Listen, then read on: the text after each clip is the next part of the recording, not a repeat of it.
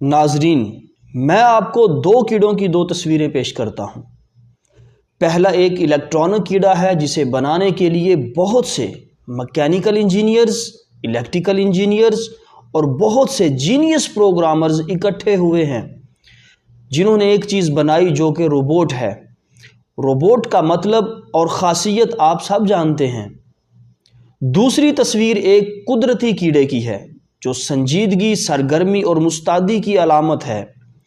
اس کی ایک ایسی زبان ہے جس سے وہ اپنی سلطنت کے ہر فرد کے ساتھ بات چیت کرتا ہے۔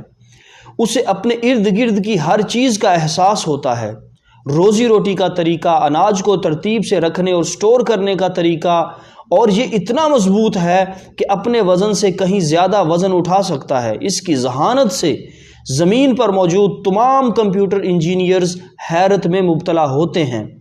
اس کو سب سے زیادہ باصلاحیت انجینئر یعنی اللہ نے تخلیق کیا ہے۔